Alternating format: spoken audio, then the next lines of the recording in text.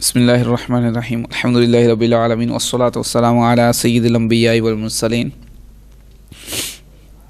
अल्हम्दुलिल्लाह अज़्ज़ा वजल हम तजवीद के साथ कुरान पाक को पढ़ना सीख रहे थे। सबक नंबर 19 तक हमने पढ़ लिया था। आज इंशाअल्लाह अज़्ज़ा वजल सबक नंबर हम 20 पढ़ेंगे। सबक नंबर 20 है मुतफ़र्रिक़ क़वाइद।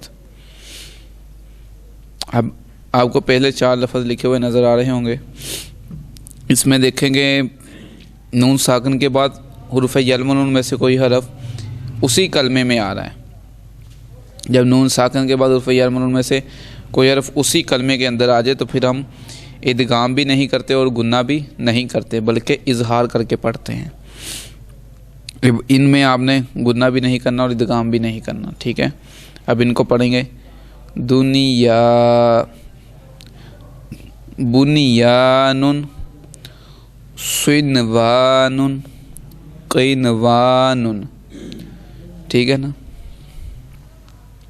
अब देखें इससे आगे जो आपको 4 लफ्ज़ नज़र आ रहे हैं उनमें देखें आपको सख्ता लिखा हुआ नज़र आएगा। आपको कुरान पाक में भी बाज़ अल्फाज के ऊपर सख्ता लिखा हुआ नज़र आएगा। अब सख्ता जहाँ पे लिखा हो उनको कैसे पढ़ना है। जहाँ पे सख्ता लिखा हो उनको पढ़ने का तरीका ये है कि आपकी आवाज़ रुक जाए और सांस जारी रहे। थोड़े से वक्फे के लिए आपकी आवाज़ रुक जाए और सांस जारी रहे। अब इनको कैसे पढ़ना मैं आपको पढ़ के बताता हूँ। इनको ऐसे पढ़ना है। वकील मन राकिन, यानी थोड़ा सा आपने रुक के इनको पढ़ना है। वकील मन राकिन, ठीक है ना। कल्ला बल राना, यानी सख्ता से पीछे जो लिखा हुआ है उसको पढ़ के थोड़ा सा वक्फा करना है, फिर सख्ता के बाद वाला पढ़ना है आपने। मिम मरक़दिना हाज़ा इवजा क़य्यिमन, ठीक है ना। इस तरह सख्ता वाले हरूफ को हमने पढ़ना है। अब देखिए आपको ये 4 लफ्ज़ नज़र आ रहे होंगे। इनमें देखें स्वाद के ऊपर सीन उन्होंने लिखा हुआ है। ये कुरान पाक में सिर्फ 4 ही आते हैं, तो आपने इस आखिरी को याद रखना है। तो बाकी तीनों में हमने सीन पढ़ना है और आखिरी में स्वाद पढ़ना है। ये इनका कायदा है।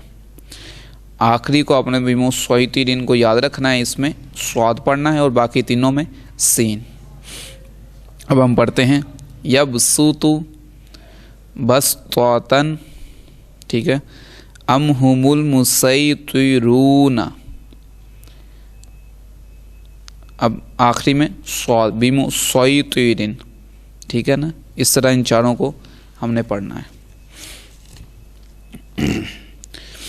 अब देखें आगे। अब पहले लफ्ज़ पे आपको तसहील लिखा हुआ नज़र आ रहा होगा। तसहील का मतलब होता है कि नरमी करना, और इसमें आप देखें दूसरे हमज़ा को हमने नरमी के साथ पढ़ना है। दूसरे हमज़ा को हमने नरमी के साथ पढ़ना है। ये एक ही जगह पे कुरान पाक में आता है। अब इसको पढ़ेंगे। अअजमियुन व अरबियुन, ठीक है ना। इसको ख़ास ख्याल रख के आपने पढ़ना है। हमज़ा ज़बर आइन अअजमियुन व अरबियुन।